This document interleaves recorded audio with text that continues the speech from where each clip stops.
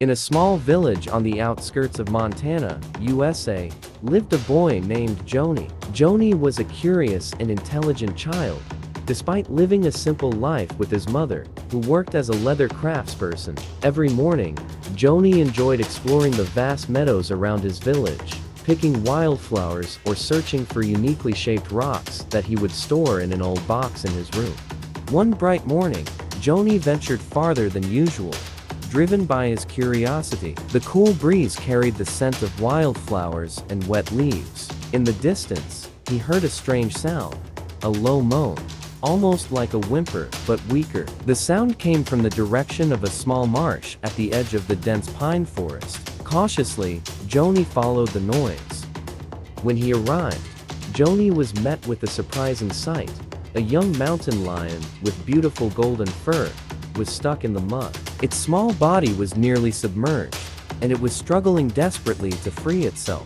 The young lion's eyes reflected panic mixed with exhaustion. Without hesitation, Jhony dropped his bag and immediately searched for a strong branch.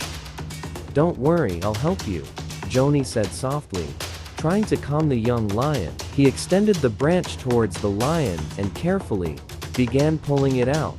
After a few tries, the young lion was finally free. Its breath was heavy, and its small body was covered in mud, but its round eyes looked up at Jhony with deep gratitude.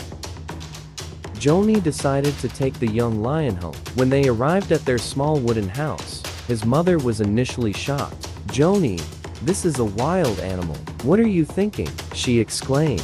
But seeing the determination and affection in Jhony's eyes, she relented. They began caring for the young lion, cleaning its fur, giving it warm milk, and bandaging its small leg wounds.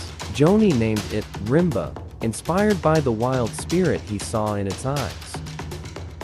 Days passed, and Rimba began to recover. The young lion became Jhony's loyal companion. They played in the fields, chased butterflies, and explored the small river together. Jhony would often talk to Rimba, sharing his secrets and dreams. Over time, their bond grew stronger, as if they were brothers.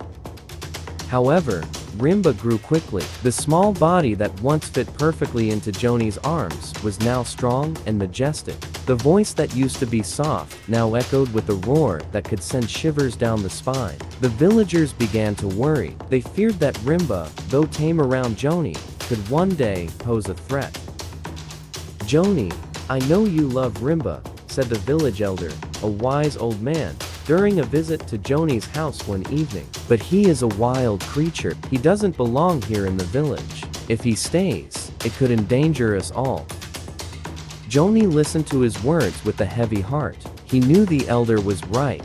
He didn't want to put his village or his friend in danger, but the thought of parting with Rimba felt like sacrificing a part of himself.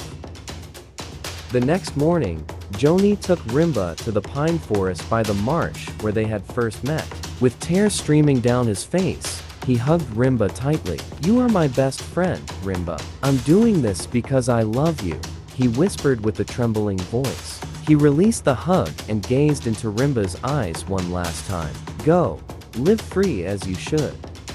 Rimba seemed to understand. With hesitant steps, he ran into the forest, pausing occasionally to look back, as if saying goodbye. The sound of his steps gradually faded into the trees.